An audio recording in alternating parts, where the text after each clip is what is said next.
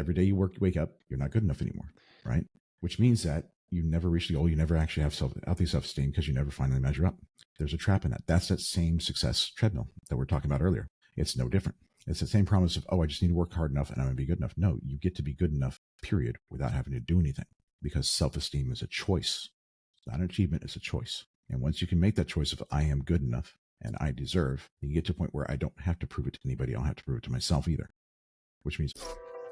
Welcome to They're Not Like Us, the podcast where bold ideas and inspiring stories come to life.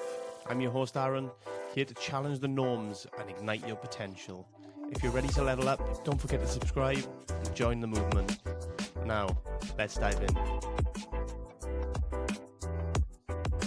Hello, welcome back to They're Not Like Us. I'm your host, Aaron, and today I'm joined by Ryan Christensen. Welcome to the show, Ryan. Thank you so much for having me. It's an honor to be here. It's my pleasure to have you on, mate. Can you tell people a little bit about yourself, please?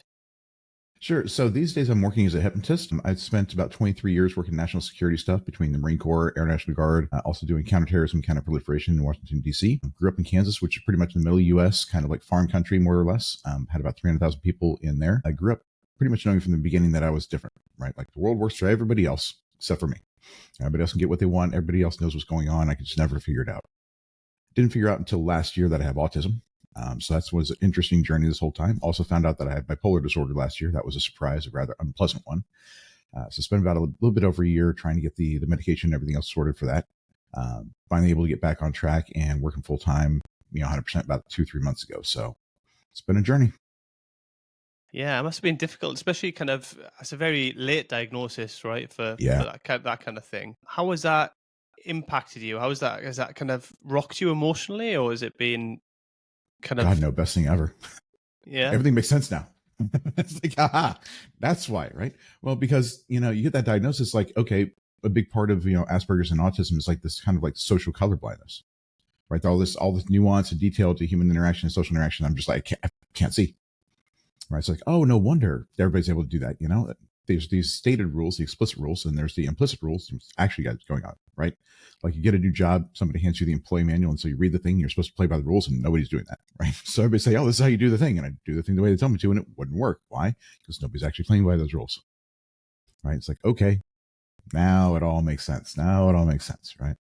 But I sort of was able to figure out a way to kind of navigate the world. Kind of had to. Nobody had any idea what was going on with me. Nobody could really help me, so I kind of had to figure it out on my own. I basically just turned my mind into a machine that reverse engineers human behavior. Because one thing that is very obvious to me with the autism is patterns of behavior, right? Because I can't see the details, I don't get caught up in the details, so I get to see those patterns of behavior really easy. And if there's a repeated pattern of behavior, there's the thing that drives it.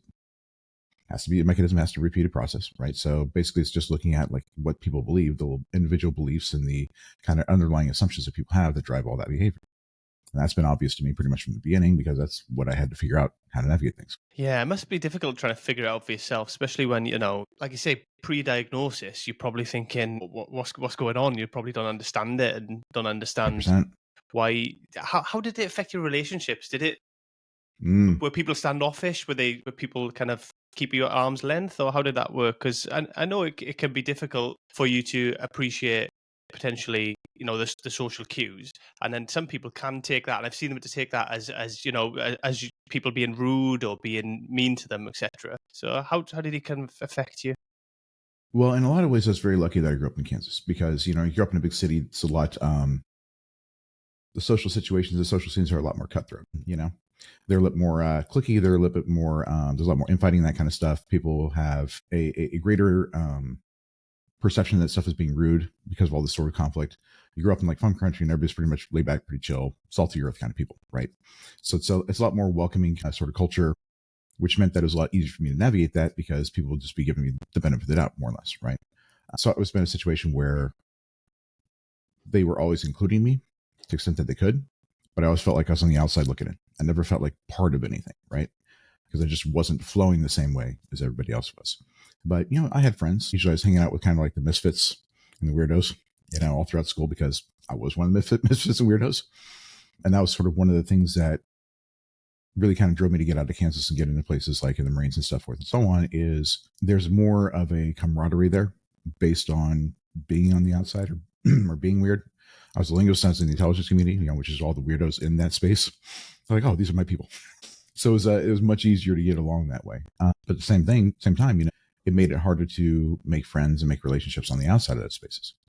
Because now, not only am I strange, not only weird, I'm also working a job that I can't talk about, right? So you go there, it's like, what do you do? It's like, what do you do for them? Well, I kind of do stuff for people. How about you? Well, I'm a mortgage person. I'm a banker. I do this, I do IT and talk about all this. What about you? Well, how do you get day work? Make some of that stuff a lot harder.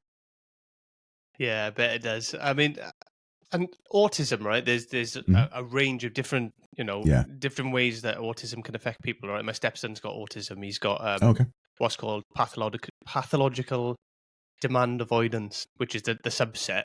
So, and obviously there's all these different subsets within autism that can affect people in different ways. So some people may do really well in the military and have that structure and enjoy that structure, where others might, rebel against it. How was it for you? Is that something that you kind of slot into, that kind of structure? Did that help you or hinder you? I was never particularly good at being a Marine or being an airman. Like, I was never good at the military piece of it. I was really good at my job, but really not so good about being the military part. I think that plus the bipolar disorder made it really, really hard to do that kind of thing. The structure was nice. That definitely helped. Never having to wonder in the morning what you're going to be doing the day is kind of nice. I actually like the, working in the intelligence world better, because with the ADHD, on top of all that stuff, it's like, okay, I walk in the door in the morning and it's like, okay, what's on fire today? And that's the kind of the perfect environment for a person like me, where it's like, okay, high pressure, high demand, everything's changing. You never know what's going to happen next. So, it's always really engaging, really complicated stuff. So I just never got bored. It was beautiful. You do that all day long, but it takes a toll, which is why I eventually had to leave. Yeah, it's like me, to be fair. I love the chaos. I embrace chaos. If I'm in a chaotic situation, then I come alive and I can deal with it. Yeah. I have loads of energy and I enjoy it. But it does take a toll on you. You do pay a price down the road for it. It's not something that, you can just continue for years and years and years without it having some sort of effect on you. So 100%. I have been down that road, but I just can't do what you'd probably call a type A personality. Do you know, where you come in and you do everything? Like, if I've got a list of tasks to do, I'll start with good intentions, starting from the top, going down. I'll get bored, and then I'll just be picking random ones from the list to do, jobs to do, and then I'll go to the bottom, and then I'll go off and do something else. And it's just the way my mind works. So I completely understand where you're coming from with that. Sorry. Go on. Well, one of the big things that really made a difference for me is, like, I got started on ADHD medication last year. Because dopamine in a lot of ways is not just the reward molecule. I look at it as like gas in your tank, right? And if it's 50 miles to the next gas station, you only got 20 miles worth of gas, you just can't go there, right? And since a lot of stuff that's on my list of things to do is boring and I don't like it, I don't get any reward from it. So it's like, okay, I can do this, this, and this, and the rest of the stuff's off limits. Get a bed at 5 amps, and now I've got a lot more gas in the tank. Now I can do all the stuff that's boring. That's not inherently rewarding. I've got gas to go there to get the other things. So that's made a really big difference for me. Yeah, and it's learning how to manage it best for you as well, isn't it? Yeah. So, and trying to figure out ways that do work, that you can kind of get stuff done, even the stuff that you don't want to do, but unfortunately we have to do a lot of the time. It's a tough one, and we got to just kind of make the most of when we're in that zone, that place that we can do it, to try and get the most out of it. The bipolar stuff, Ryan, I don't know a massive amount about bipolar. I know what it is. I've heard of it. I've dealt with people who've kind of had bipolar, but not in any sort of negative context. So can you just kind of explain it to me a little bit more about kind of the impact it has on you mostly? Wow. Looking back on my life, it makes a lot more sense. Once I got that diagnosis, it makes a lot more sense. Up until last year, I'd never had like a severe manic episode, right? Which is where you're like really going high. I'll talk about that in a minute. So I'd had a number of like depressive episodes before. I even had like a major depressive episode back in 2009. So my mood was always kind of like neutral to bad. It was kind of like my state, my general state. But I also would get into into the party scene and stuff like that, and seeking those like really intense high situations was always a really big thing for me, right? Now, and again, the intensity of like working intelligence work in the military and stuff like that, I needed that intensity more than anything else. There's a guy, Billy Joel, the old singer, used to have a song, I don't know why I go to extremes, too high or too low, there ain't no in between. That just like was my life. It was like, okay, I'm either in the pits or I'm like going hard, and there's just like no in between for me. But the reason why I got diagnosed with it is last year I had what's called an acute manic episode. Essentially, I was at a party and I was, trying to make friends. And that's when I realized I had autism and, or Asperger's, and realizing that made me understand that all this stuff I was kind of figuring out about how the mind works was true. I was actually right about how all these kind of theories I had about how the mind works and with my hypnosis and so forth, and so on. One of the features with autism is this idea of autistic thought looping, which is where you like grab onto a subject or grab onto a topic and your mind just like cranks away at it, just runs with it, right? So I started into this like whole beautiful mind, Rain Man, trying to decode the secrets of the universe kind of thing, right? And I love solving problems. I love it. I could do that stuff all day long. So it's kind of this interesting, like continuous escalation where I'm doing stuff that I love. That's incredibly rewarding. So more and more dopamine is getting dumped in my system, which is accelerating that process. And I'm just like going up and up and up and up and up. And there's nothing to pull me back. So it got to the point where I just felt unbelievably good. Like I felt like a god, right? I was that up there and just kept going. So eventually about 10 days in, 10 days in, I had a full psychotic break. Completely lost my mind. I don't remember much about that weekend at all. I ended up getting arrested. Taken down by 4 of Austin's finest, thrown in jail for a couple of days. I got 3 misdemeanors and got charged with felony assault of a police officer because apparently I did not want to go anywhere. I was having fun and they didn't want me to have fun. So apparently I wasn't particularly happy with that. So that was a very rough experience. I didn't actually understand what was going on until I woke up the next morning in jail. I didn't actually understand what had really happened. And then since then, it took about 14 months of trying different medications. Because when you have that severe of an episode, the odds of it happening again are like really, really high. And the odds of it happening again pretty soon are really, really high. So you can't really go without medication. So we started trying different medications and every single one of them messed me up in some way, shape, or form. A couple of them made me so like anxious that I couldn't drive a car, right? I couldn't be in a car for more than like 15, 20 minutes. One of them gave me thoughts of ending my life for about 2.5 weeks until it got back out of my system, like multiple times a day, every day. That wasn't fun. That was really uncomfortable. One of them messed with my kidneys, gave me some severe side effects because of that. One of them actually made me nearsighted. I was driving down the highway and realized I can't read the highway signs, And so for like 13, 14, 15 months, like I couldn't really work. There are a lot of days where I was just useless. There are a lot of days, you wake up in the morning and say, okay, what's possible today? So my business took about like a 75% hit and, hadn't been really able to do much dating or anything like that for over a year. It's only really been the past like 2-3 months that I've been back at 100%. So that was a really rough time. And I'm kind of one of the lucky ones because there's a lot of people who have bipolar who never really get to a place where they're fully functional. Yeah. And it's interesting to me as well that, it took you so long to get diagnosed and you had to be kind of that kind of almost worst case scenario where something could have gone really wrong until you got diagnosed. So it makes you think, doesn't it, how many people out there suffering with bipolar who don't even know it? Well, I was like in and out of therapy for about a decade between the major depressive episode and stuff, kind of taking care of stuff after that. And then working through my second divorce. I was in therapy for like probably 2 or 3 years working through that. So here I'm working with a psychologist every week, like several years. Never figured it out. I'm like, shouldn't y'all have picked up on something? It's like I'm autistic and bipolar. Shouldn't y'all have picked up on something? But if the signs aren't really clear, it's difficult to see, because I never had that high of an episode, and one of the things about, bipolar having that mania is that the diagnostic criteria is like being in like a really elevated state for several days. Right. So if I'm going for, it's a party or festival or something like that for a weekend, that makes sense because I'm doing that stuff. And then I'm right back down. So it never kind of registered, but that's what was happening, because you're in an environment where that's the normal thing to have happen, Wish I'd figured it out earlier. That would have been nice. Would have been nice to dodge that particular bullet, but it wasn't in the cards for me apparently.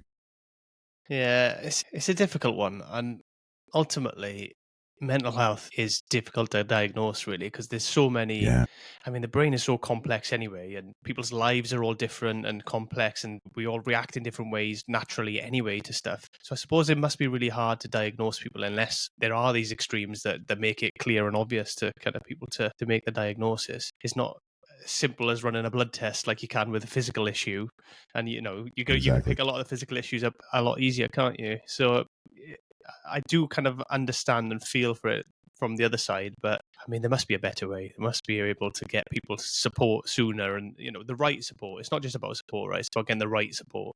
Like you say, you were going to therapy, you were getting help, you were getting support, but it's about getting that right support to help you. Yeah. Well, it's hard because 95% of people or more never really ask themselves why they're doing what. They're just rolling through life, doing life. And as long as things are working, reasonably well, they don't really take the time to kind of dig in and ask questions. It's not really until people start having problems that they start asking why. And if you're used to things being a certain way, if that's normal for you, why would you really question that? You get these people like, I was talking to this one guy who was talking about his childhood and kind of how like his parents were always fighting, and mom was always yelling and screaming at him. Both of them kind of were. It's like, oh yeah, but I had a pretty good childhood. Most people had it worse. It's like, you do realize that you were constantly emotionally abused for your entire childhood, right? Like you do recognize what that is. Like, oh, it really wasn't that bad. It's like, actually it was, right? But if that's normal to you, if you don't have a frame of reference of what normal is, why would you think that you're broken? There's something wrong with you. There's something you need to diagnose, right? Think of all these people who grew up in households that didn't really have healthy relationships. And they go on to what? They have unhealthy relationships, because that's your only model. They don't even know what normal or good relationships look like. So how can they possibly do the right thing, do things well? They don't have no idea what that looks like. That's kind of one of the things I'm struggling with myself. Is like, okay, there was no way I was ever going to be able to have a healthy relationship up until now because I had serious, undiagnosed, untreated mental health issues. There was no way that was going to work. No matter how hard we tried, that was never going to work. Set aside from the issue that I was picking badly, we'll set that aside. Even if I'd picked well, there was no way that was going to work, right? So, okay, now that I know this about myself, what am I supposed to do? What's that supposed to look like? There's all these books out there on like how to heal your anxious attachment style and avoidant attachment style. I've seen very few, if any, about here's how to do a healthy relationship with two healthy people. Because they don't need to ask that question because they're already doing it right? Missing that baseline of normal makes it really difficult to even understand that something. Yeah, our childhood, I would say I had a good childhood. But equally, I wouldn't say I grew up with no issues. So yeah, I don't think there's such a thing as a perfect childhood. And I think, I've got kids. I'm a human being. I make mistakes all the time. My kids are watching me make mistakes and learning from me as I'm trying to learn and get better myself. So there's bound to be an impact and some negative stuff that gets passed on in that sense. I think it's unavoidable to a degree. But a lot of us don't think about it at all until we have something serious happen that we think, oh, we need to start looking in. And that's just part of the reason I've started this podcast as well, just to get people to start looking in and looking at themselves and going, actually, why do I feel this way? Why do I do this? Why do I want to do that? Because if you ask them questions, you can start unraveling some of the stuff that causes you issues, and you can unravel some of the good stuff that kind of helps you develop as well. So I think that's something we just don't do through life, and it took me best part of 40 years to get to that point, and I would like people to get to that point sooner. So that's what I want to try and do with the podcast, try and help people get to that point sooner. Start looking in, start looking at yourself, stop worrying about everything out there, start looking at yourself, and things will just come together. I mean, it doesn't happen overnight, but things will get better if you start looking in and start looking at yourself, what affects you, how you feel, putting yourself first. Then you can start helping others and being there for other people. Yeah. Well, if you kind of look at this idea of like attachment theory, right? You've got like secure attachment, and you've got like avoidant and anxious and like disorganized, right? Like 70%, the stat I heard is like 70% of people have a insecure attachment style of some kind, right? And that doesn't happen because, oh, this one thing or this one thing or this one thing happened in your childhood. No, it's like a severe, it's a consistent thing over time where you're like never really able to get what you needed, right? Or the environment is always, quite frequently negative, right? Small stuff doesn't really matter. Small mistakes don't really matter. The emotional part of our mind, which is pretty much how you're navigating everything as a kid, is looking at like the forest rather than the trees. It doesn't really care about individual events. It's looking at the pattern over time, right? It's looking at the forest rather than trees, right? So as long as stuff is mostly good, and there's not like a consistent pattern of really negative stuff that isn't taken care of or addressed, then they're probably going to turn out fine. But then again, like 70% of people didn't get that, right? One way or another, 70% of people did not get the support, the care, the environment wasn't good, whatever that was, whenever they're growing up. And so they end up messed up. They have all these negative opinions of themselves in the world, right? These ideas like I'm not good enough, or I can't protect myself, or I can't get what I need, or whatever that happens to be, however that happens to show up for you. That's about 70% of people. So I think for the people who are secure attached, I don't know that they really need to do a lot of that. Things are pretty much good for them. They pretty much have it unlocked. They pretty much understand how to navigate the world well enough. And they have the coping skills and everything else. They have that base understanding that they can navigate the world well. It's the rest of us that need to really do all this work, right? And the hardest part about that is even being able to accept the negative parts of yourself that you don't like. Because in order to do this kind of work, in order to ask those questions, you have to acknowledge that there's things about you that you don't like that are true. Like, no, I actually am this. It's not that I don't want to be this. No, I actually am this. I don't want to be, but I actually am. And that's a really hard step to take, and there's so many ways you can distract yourself from that in this world, like social media and video games and drinking and partying and extreme sports and anything you choose, right? Traveling the world, whatever that happens to be. Any of those things can be a way to like self-medicate, right? See all those guys who are like really jacked in the gym, and every single one of them has a messed up personal life because they're all using the gym to run from their emotional pain, right? It's really difficult thing to do. It takes a lot to be able to sit there and say, okay, I'm going to accept that these things I don't like about myself are true long enough to figure out what's going on. Yeah, looking in the mirror is rough. It's rough, man, right? Yeah, it is. Yeah, it is. Yeah, being there. And ultimately as well, for people, so I've struggled with kind of self-esteem as well, right? So low self-esteem. To do that when you've got low self-esteem, you've got to get the balance right as well. Because if you do it too much and you go in too hard, you're just going to destroy yourself. So you've got to kind of get that balance where you look at things and improve and start go forward. And then, you learn to be able to do it more and look at the bigger things and do it more and look at the bigger things. But it takes time and it takes practice as well to be able to do it in a way that you can continue to develop and not just fall apart and be a crumbled mess on the floor over there crying. You know what I mean? So well, that's one of the biggest focuses of what I do professionally these days as a hypnotist. Is all about like identity. When it comes right down to it, it's all about who you feel or who you believe that you are, right? And self-esteem issues of any kind, this idea like there's something wrong with me and I'm not good enough, right, or I don't deserve, all kind of come down to a very simple set of things, right? Because it's an emotional conclusion. It's not a logical one. It's not I have low self-esteem because it's I have low self-esteem. I'm not good enough. I'm not good enough because, right? But in the West, especially, we have a very left brain approach to things, very rational approach to things, right? And the left brain, the rational brain is looking at like individual events, individual things, looking at the trees, because that's what we have the most control over. That's what's easiest for us to understand, right? So we go start attacking these little things, which means we're never actually looking at that emotional conclusion, right? Don't have access to that in the conscious state. That's all in the back of your head. That's all in your unconscious mind. You have to have a different set of tools to go back and play with that thing, right? And to be able to do that, you have to have somebody else do it for you. You can't really do it yourself, right? Which is a really hard thing to go to somebody and say, okay, not only do I know that I'm a mess, I'm going to go over and tell you that I'm a mess. I'm going to tell you need to fix the fact that I'm a mess, right? That's a lot harder. But the worst part about it is that your unconscious mind judges everything out there based on what it already believes, right? So if the belief is I'm not good enough, and you say, okay, I'm really successful, does that match I'm not good enough? No. Therefore, it's false by definition, it's ignored. Which is why you see people on this constant success grind. I got $1 million, but he's got 2. Now I've got 5, he's got 10, right? I can deadlift 300 pounds, but he can do 350, right? Where it's just never enough. There's a book by a guy named Andrew Wilkinson. He's a venture capitalist guy, investor, entrepreneur up in Canada. And the book is called Never Enough. It's his journey from being a barista making $6 an hour to being a billionaire. What he realized is as a billionaire, he was just as anxious and insecure as he was a barista.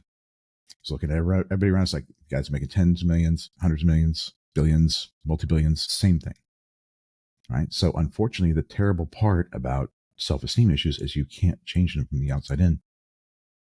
It's not possible. It has to be done from the inside out. Because the reality is that self-worth and self-esteem is a choice. Basically, you decide, okay, I don't feel good about myself. You're like, I'm not good enough. That's not an answer I can stand. That doesn't work for me. Got to have another answer, right? So say, okay, I'm going to prove to myself that I'm good enough. So we find something we're good at. We find a way to measure it. I'm a weightlifter, so I'm basically on like my big 3, and that's going to be my measurement, right? But the thing you pick is arbitrary. The way you measure it is arbitrary. So if you can pick the thing to measure and how to measure it, you can come up with any answer you want. Right? So we find the thing we're good at so we can get a really high number. Right? But if it's just a choice, you've already made that choice way back when. It's an emotional choice. You've already made it. And that truth back there doesn't change from the outside in. You got to go back there and fix it from the inside out. You got to create that choice from the inside out. Do you know the worst thing for me, Ryan? I think a lot of the time that we do those things, and I completely agree we do those things. I think a lot of the time we do it for other people to acknowledge us, to then think that that's going to fix us, when actually the work you have to do, and you're right, the work you have to do is inside yourself. It's not external. So getting other people to, impressing other people with your deadlift or with, making more money or anything, it's not going to give you the fulfillment that you want, because the issues are inside, they're not out there. Yep. There's two pieces about that. Number one, humans are social creatures, or at least y'all are. So you judge a lot of like where you fit and your value based on however people view you, because that's how you do this whole social status thing, right? So it's a very natural thing. That's kind of how we use those mirrors out there, right? But the second piece is you're also choosing who you listen to. So it's still you that's choosing who's going to measure. And you don't really listen to the ones that tell you you're doing well. The ones that always hit are the ones you're telling you you're not good, right? That's the painful part. It's like, yeah, all these people are telling me I'm awesome. This one guy said I'm a jerk. And that's the one that really hits and stings. That's the one I remember, right? Because that's the one that still matches what I believe. Man, it's true as well. That is true. Yeah. I mean, you look at all these super successful people out there, right, on the internet, and you see millionaires and people, athletes, wherever it is. They all got people trolling them here and there, the majority, but you'll still have the few that will be calling them out. You're never going to escape that. The only way you're gonna, if you look into other people for validation, you're never going to get there. And 100%. like you say about the positive thing, I still can't take a compliment. I'm terrible with it. I can't take a compliment. Yeah. Somebody compliments me, I'm uncomfortable, if anything, and then I kind of try and deflect it. I'll always try and deflect it. So yeah, it's definitely true. It doesn't match what you believe. Yeah, man. Man, it's so tricky once you see that. I saw that and said, oh, man, it just explains so much about why we do things. Imposter syndrome, of course, right? Why you can't take a compliment, of course, right? Why you end up in relationships that don't really match what you need. You don't deserve it. Why you don't go for the job you want, right? Why your entire life is just like 24/7 grind on this and the rest of your life is a mess, right? It just explains so much. Just understanding that one principle. Yeah, it's for a lot of people, I would say, and this is just anecdotal, I got no evidence to back it up. From a lot of people that I know, that I've met, have these kind of feelings. Not everybody, but a lot. How do you kind of move forward from there? How do you kind of start taking them steps to improve that situation? Man, that's a really tough question, or a good question, I should say. So part of the difficulty with autism is like, I know that the real answer is this thing over here. So it's kind of hard for me to go back here. It's like the real answer is you sit down, you let me mess with your head, I'll take care of it. No big deal. But fundamentally, the way I would start is, number one, acknowledging that that's what you're doing, right? Because the only way you can get yourself out of that trap is if you recognize that it's a trap in the first place, right? And so once you acknowledge that you're kind of on this treadmill chasing success and so forth and so on to make yourself feel good, you're in a position to recognize that you're doing the right thing for the wrong reason, right? Because you can do the right thing for the right reason, right thing for the wrong reason. If you're doing the right thing for the wrong reason, you're going to do it the wrong way, right? Because the way you do things are always based on that underlying need. So if you're doing it for validation, that's going to make you chase success and do things in a certain way, right? And so it's like, okay, I'm recognizing now that I'm doing it for validation, which means I understand that what I'm doing is the wrong thing. I'm doing it the wrong way. That allows you to take that step back and actually start looking at, okay, what is it that I actually need to do to make myself feel better from the inside out, right? The next thing I would say is the scariest thing and the hardest thing is to engage with the things you hate about yourself and the things that you're afraid of and the things you don't want to feel, right? Whole idea of emotions are pain. They come from emotional wounds. They're caused by emotional trauma, right? And those things are really hard to face and deal with. But coming back to kind of like rational emotional, we have this idea of like one of them must be right and one of them must be wrong. Only one of those two can be correct at the same time, right? So if I think this and I feel this, one of these has to be right. That's not the way things work. The irrational mind and your emotional mind are both navigating and understanding reality at the same time from two different perspectives. So they can come up with two different answers, right? And they're both correct from that perspective, given what they're using to analyze the world. So if you think one thing, feel another, and they don't match, they're both true. They're both true, 100% correct at the same time. And your job is to figure out what has to be true for both of these to be true and correct at the same time. Right? So if you feel like you're not good enough, even though you know you are, this is just as true as this is from a different perspective. So now you got to go figure out what this is. And that means you have to face and confront and dig into the things you don't want to touch. You have to allow it to be true long enough to figure out what's going on. But once you start digging into it, if you allow it to be true long enough, it's not hard to figure out where that stuff comes from or to figure out what that thing is. And once you have those answers, then you can start working on the real problem. Does that make sense? It does. And I think it's important that people realize as well, this kind of stuff takes time, doesn't it? It's not something that you can just do in an instant in a session. I can, but the thing about hypnosis is that's one of the things that I realized is that back in 2019, started on this big self-improvement thing because I kind of had to get myself to a place where life was worth living, where I could actually get what I need in life, right? Growing up with autism, world works for everybody else. No way in heck that I can get anything that I need. So the first time I wanted it in my life, I was 9 years old, right? So I've been dealing with it for that long. And it got to the point where it's like, okay, I'm trying to save the world. The world doesn't want to save. I need to figure out a way to get things for me. And so I went and tried everything. Everything you can think of, every modality, I've tried it, from counseling and therapy and belief work and somatic work and breath work and like spiritual retreats and energy healing and psychedelics and hypnosis. I've done all of it, right? And none of it actually delivered the result it was supposed to. None of them. All of them helped, right? All of them moved the ball forward. All of them made me feel a bit better, but none of them actually delivered what they said they could. I was never fixed, right? And so I had to reverse engineer all that stuff, figure out how things actually work so I could figure out a way to get myself across the finish line. Because if I couldn't get myself across the finish line, I was done suffering. I was done. I was out. And what I realized is because everybody's looking at these rational ones and these individual beliefs, nobody's looking at those emotional beliefs. These are the things that have to change, right? But it's like you got this big box in your head, right? Label on it says, I'm not good enough. A million things in it, right?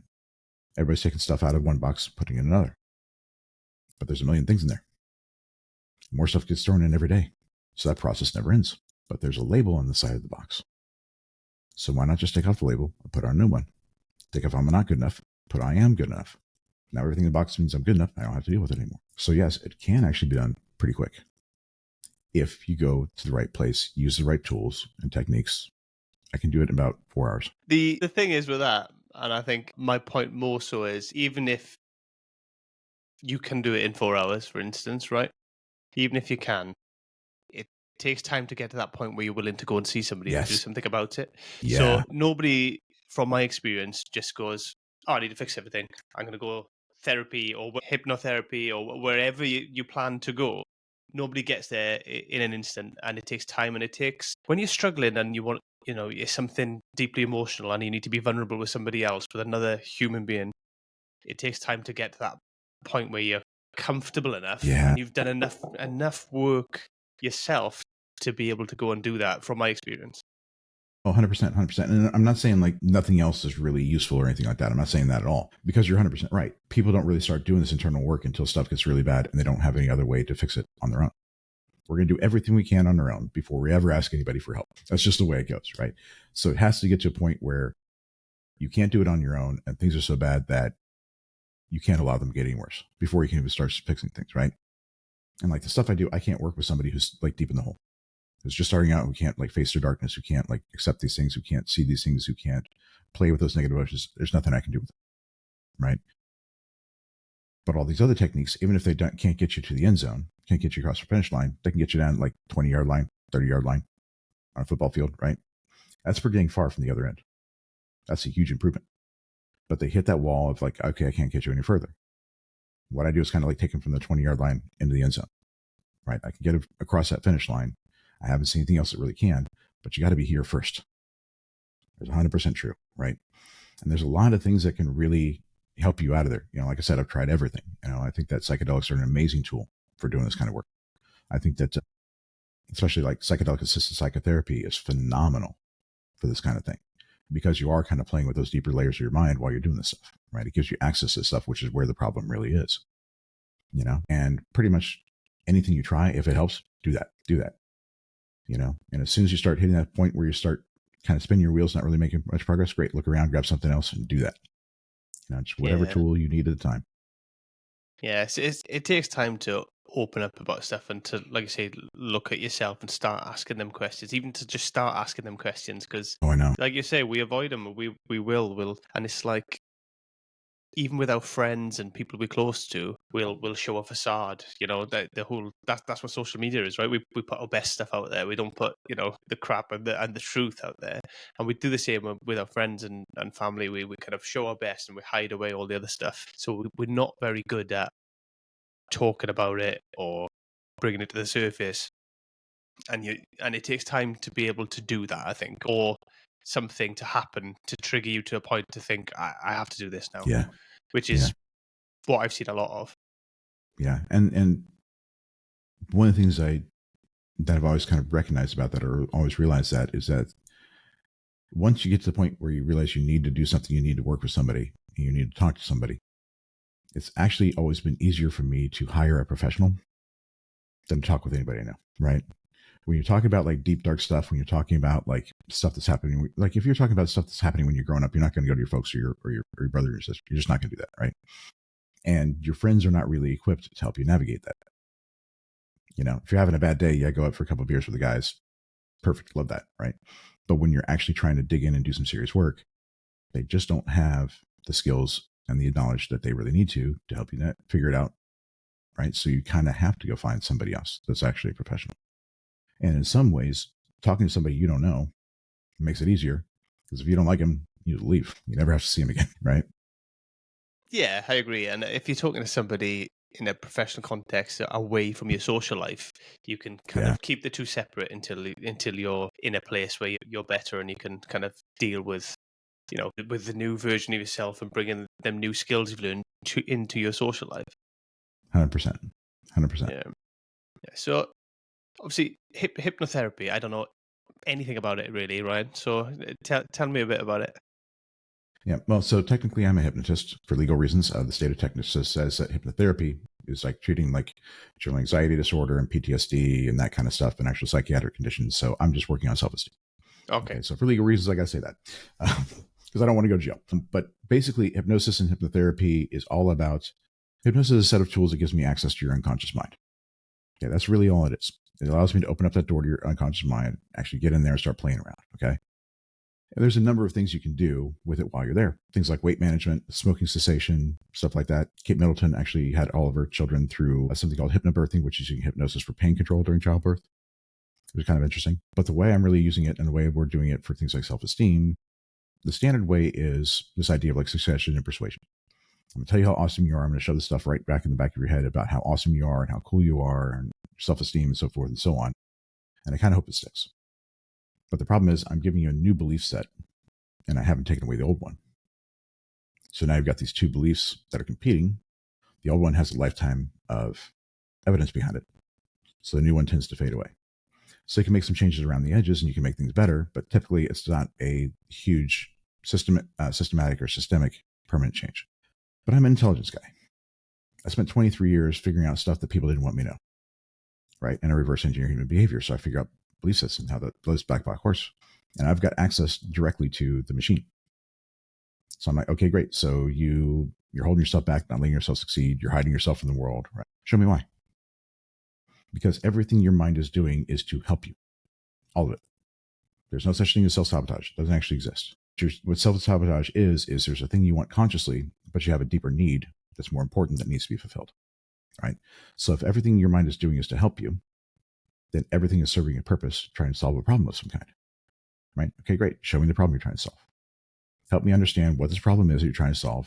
Help me understand the emotional conclusions you drew about the situation and about who you are. And that just creates that chain of logic or that story that created, I'm not good enough, or there's something wrong with me, whatever that happens to be. Now that we have that, we say, okay, great. You understood things this way as a child. Here's a way you can understand it as an adult.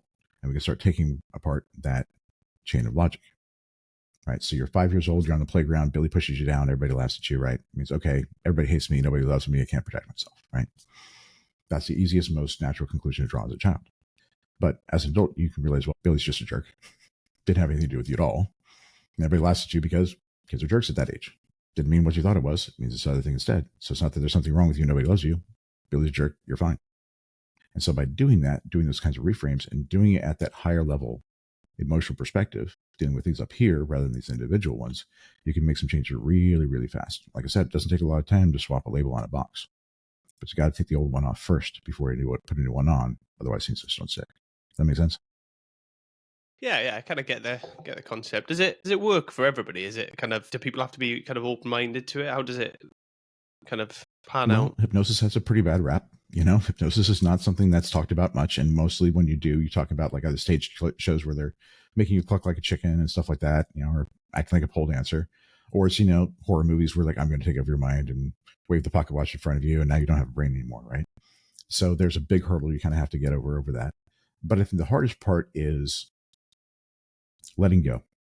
Okay, because you have to be willing to allow me to lead you through a process. Okay, everybody's trying to figure it out. Everybody's trying to fix it. Everybody's trying to do the right thing. And for hypnosis to really work the way you need it to is you need to get the heck out of the way. If you're trying to figure things out, if you're trying to help, if you're trying at all, that's getting your conscious mind involved, which is getting in the way of your unconscious mind and accessing this. Letting go and allowing that to happen and letting go of control that way can be really challenging, especially for somebody who's been through a lot, right? I was working with a guy just yesterday where, we weren't really able to make much progress. So we had to like step back and actually do like 2 hours of conversation to kind of get him to a place where he could actually let go, because he's been through a lot, right? But if you're able to face the parts of yourself you don't like, and if you're willing to let me lead you through a process, it's easy, but it's a voluntary thing. And those are some pretty hard choices and decisions to make. Yeah, especially if there's kind of, any trauma stuff relating to trust and stuff like that, then yeah, you need to build up that rapport first, don't you, before anybody's going to be any chance of letting somebody kind of have you in that kind of vulnerable state, I guess, because it's a very vulnerable state, isn't it? If you're willing to do that and put yourself in that position, I suppose. It can be. One of the things that people misunderstand about hypnosis is that I don't actually have control over you. I don't have control. I'm leading you through a process, which means at any time you can stop following along. So I can't actually make you do anything, right? But by the time somebody comes to me, they've usually tried everything else. They've already tried everything else, right? So they're in that state where it's like, okay, I just need anything that's going to work. And I don't care what the heck it is or what I got to do to get across the finish line. I will do whatever I need to, right? So it doesn't usually take a whole lot of work to get them there. But sometimes you got to sit down and have a conversation to figure out like what's in the way and build that rapport and help them get to a place where they can make that decision. Yeah. But when I said vulnerable, I wasn't meaning kind of physical, but I meant more emotional, because again, it's them deep, dark rooted things within us that we don't really talk about, or sometimes we've probably not even thought about for years, potentially. That it's kind of caused us to be the way we are, but we've not really looked at those things or thought about those things consciously for a long, long time. Yeah. Well, the nice thing about this is that, number one, because we're looking at a pattern of behavior over time, your mind gets to choose whatever's safe for us to look at. So we don't actually have to see the worst part of it at all. It's not necessary, because the worst of it is just like the most powerful, most extreme example of a trend, right? So we don't actually have to go back and look at stuff that's really deep and dark and nasty. It's not necessary at all. Number two, there's no need for us to relive it, right? So there's no need for us to go back and re-experience all that stuff. No, we're just kind of like telling the story of what happened, which is a lot easier to do. There's this idea of, oh, you have to heal it to feel it. It's like, no, that's not necessary. Not with what I do. Other stuff, yeah, you need to do that to be able to kind of let that go. But with this kind of stuff that I do, it's not necessary at all. Yeah, this is one of those things that I think people find difficult, because I think with traditional therapy, you look for those things and you drag them up and you talk about them, and it's difficult for people, right? And it has sometimes a lasting negative impact before you kind of get to that point where you can kind of deal with it. Yeah. And that kind of comes from that idea of this like left brain rational thing of like, oh, this happened, that's why I'm this thing. Or this happened, and that's why I am this way. But that's trying to take a logical approach to an emotional system, which is backwards, right? You can't really go from here to here, right? Which is why, like, I spent like, in and out of therapy for a decade and never really made much significant progress. And why a lot of people can spend, years and years and years not make a lot of progress that way. Yeah, emotions are not logical, and they don't follow logic, do they? I mean, we should all know that by now. And the way we are, you're right. If something happens or we feel a certain way, we will, even if it's not the reason, we will look for something to blame it on, to go, it's because of that. It's because of this. It's because of that. Sometimes we're just irrationally emotional because we're human beings, and it's just the way it is. Yeah. Well, there's always a reason for it. That's the thing that I realize is there's always a reason. There is a logic behind it, but it's not necessarily rational. Like it doesn't necessarily make sense from a logical, rational perspective. Like why would I still have this button that gets pushed? Right. Well, because it's about this insecurity around this thing. Like this was just a trigger for this insecurity. It just never really went away. It doesn't make sense that I feel this way because I understand things differently as an adult, but that's not how this thing was created. Right. It was created from a child's understanding of the situation. Once you're looking at it through that lens, it's like, well, yeah, I understand why I understood it this way as a child. It just never changed. So of course I'm getting this button pushed here, right? And part of that whole idea of like, oh, emotions are irrational and we're just doing it, it's just kind of crazy and so forth and so on, is what stops us from being able to figure out what the root of those emotional responses are. Because oh, that doesn't make sense, right? It doesn't, not from an adult perspective. But when you see it from the right lens, the right perspective, it all makes a lot of sense. But we want this to no longer be true. Because we want the idea that now that we understand things, we got this more sophisticated understanding of the world, different tools, that the old stuff goes away and never does, right? And that's a really hard thing to face. Yeah. I mean, yeah, it's a difficult thing for people to kind of accept, I suppose. And I think a lot of people will go through their life as well. And from what I've seen, a lot of people will go through their life without ever resolving the issues. You know, rightly or wrongly, people do. I mean, I don't want to go that way. I want to try and have the best, you know, the best version of me I can be. Have self-esteem, and you know, it's not perfect. It'll never be perfect. There's no such thing, I don't think. But you know, you'll work on yourself, continue to work on yourself to get to a point where you can accept yourself for who you are, at least, and kind of learn to start loving yourself. Really, that is the key. When you can get to a point where there's no longer part of you or your history or your choices that you made that you reject or push away, that's the point at which you're finally whole, right? Where you no longer have to avoid anything, right? It's really hard to push your buttons when you don't have any buttons to push, right? And the buttons are always around things that you don't like about yourself, that you feel were a failure, you didn't measure up, whatever that was, parts of yourself you don't like. So if you accept all the mistakes you made, if you accept all those different parts of you, even the parts of you you don't like, or didn't like before, if you can get to a place like that, then you're kind of bulletproof in a way, right? Because people can say things about you and you're like, yep, that's 100% true. You're right. Nope, you're right. And at the same time, it means that you can stop kind of working on yourself. Stop trying to fix yourself, stop trying to heal yourself, because you're at a point where it's like, no, I don't have anything left to fix. I don't have anything to heal. So accept all that. I own it. Right? At which point all this self-improvement work becomes, okay, what new tools do I want to add to my toolbox? What are the cool things do I want to be able to do? Right? How else do I want to move through the world? Because it's not about you anymore. It's about navigating the outside world. When you get to a place like that, self-esteem essentially becomes rock solid and unquestionable. Yeah. That's ultimately the goal, I think, or should be for everyone, really, right? Because then we can live life on our own terms, really, and you know, it's just about being comfortable in your own skin and not. Yes. Because yeah, honestly, I look around and there's so many people are not. Yeah. Very, very that's few. The vast majority of people. Yeah. And that's the thing that really kind of, in my own journey, that's what really bothered me, is that nobody was talking about there being a finish line at all. Nobody talks about there being like an end of the journey where you're like actually done, actually fixed, you're finished, you're done, you're healed. You're always on a journey. There's always something else to do. Got to be 1% better every day, always improving yourself, right? And I couldn't allow that to be true. Because if that was true, then I was never going to be able to cross the finish line. I was never going to fix myself. I was never going to get what I want in life. And I was done if that was the case. So I had to find the finish line. I had to find the finish line, and I had to drag myself across it. I didn't really have a choice. If I wasn't able to do that, I would not have been here. But once you realize that there is a finish line, things get really interesting, right? Because now it's like, okay, I don't have to be on this continuous thing forever. There's a point at which I can be healed. I can be fixed, where work can be done. It's just that we've been using a different set of tools. We've been using the wrong tools to solve the problem. We've been looking in the wrong place. Yeah, I mean, I still use that 1% better every day, and I still use that, and I still use the growth thing, and I do think there's a place for it, and I think, I think, like you say, if you get to that point where you're healed and you're, you know, you've reached that goal, I don't think goal stops. So like you say, your life journey, then it just becomes a different goal, right? So you still want to get better and improve. You just let me move the goalpost, challenge you right? on that a little bit. Go on. No, because okay, so here's the thing: if the goalposts are always moving, you never finish, right? If you need to be 1% better every day, okay, so you get 1% better that day, right? You wake up the next morning, you're not good enough anymore. Every day you wake up, you're not good enough anymore, right? Which means that you never reach the goal. You never actually have healthy self-esteem because you never finally measure up. There's a trap in that. That's that same success treadmill that we're talking about earlier.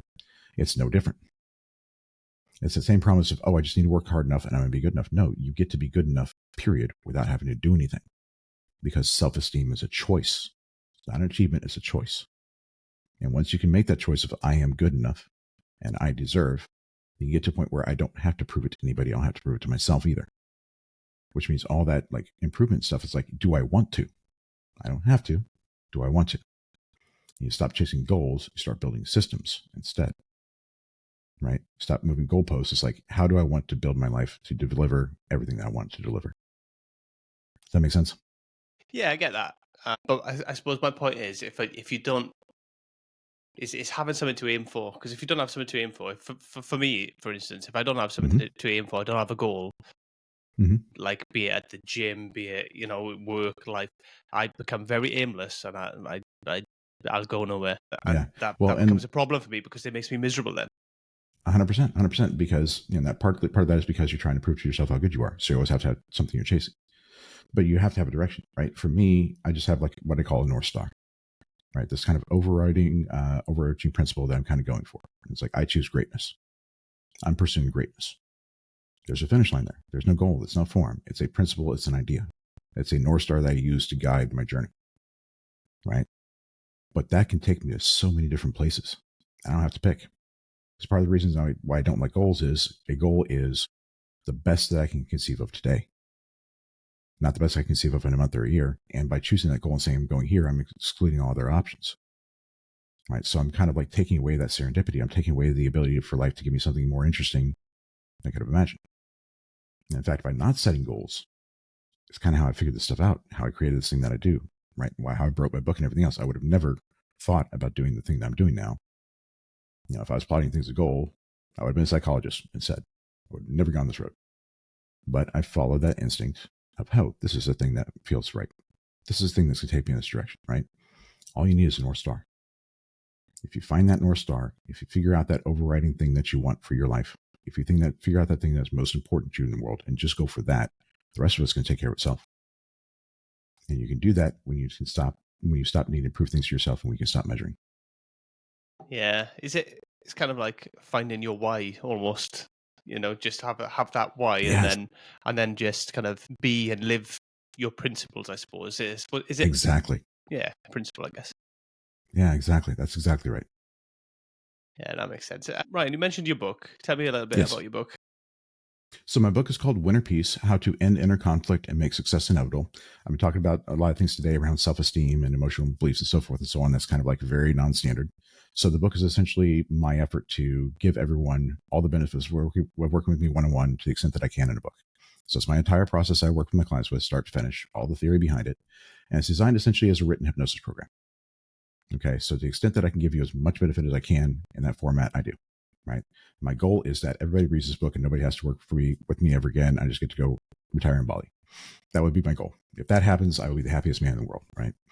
You can find it on Amazon and all the different formats. I'm actually the person who does the Audible recording, so you get to listen to this beautiful voice for 3 hours or so. Aside from that, my website is www.ryanthehypnotist.com.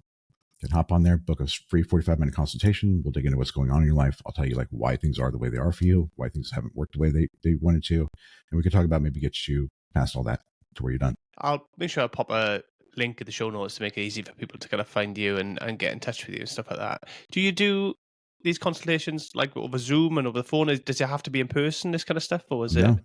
No, I started my business during the pandemic. I've never had a physical office. I've done everything over Zoom the entire time. Right. And I've had clients all over the world. In Australia, I've had clients in Russia. I had a guy over in Vietnam, South America, all over the US and everything else. So yeah, it doesn't matter where you are. All you need to do, you need to be able to hear me and I need to be able to see you as well. Got those two things, we're good to go. Yeah, well, I mean, pretty much got that sorted, didn't we, after COVID? Kind of accelerated that a bit. I think everybody's got that kind of technology now. Pretty much. But yeah, it's quite good that you can do it that way, because in my head, and I don't know why, I always thought it'd have to be kind of an in-person kind of thing. I don't know if that's just a stereotypical way to look at it, maybe. Yeah, that's exactly right. And like, why do you need to be in front of me if you're going to have your eyes closed and zonked out anyway, right? If 90% of the time we're together, like you're out, like why do you have to be in front of me, right? Yeah, that makes sense, man. That makes sense. Before I wrap things up, Ryan, have you got any kind of final thoughts or messages that you want to leave people with? Yeah, the one thing I would say is just get curious. Okay. All these feelings, all these emotions, all these things that are bubbling up are trying to help you understand and identify a problem. It's trying to help you figure out what's going on. Okay. So all the stuff, even the most negative stuff, especially the most negative stuff, is trying to help you figure out what's going on. And the best thing you can do is get curious about it. The best question you can ever ask is, okay, what am I missing? Because if you're right about everything, if you're right about what's going on, you wouldn't have any problems. So there's something you don't understand, something you're missing, right? Something that's wrong about your understanding of things. So all you have to do is start asking, okay, what am I missing? Since your mind is helping you to figure things out, it's going to help lead you to the answer as long as you're willing to go where it leads you. That's all you got to do. Just get curious. Just start asking what am I missing? And that's going to take you to so many better places, so much faster. Love that. Ryan, thank you so much. Really appreciate you being on the show. Thank you so much. It's been a pleasure. Thanks again for being part of this journey. Stay tuned. We've got even more great conversations coming your way.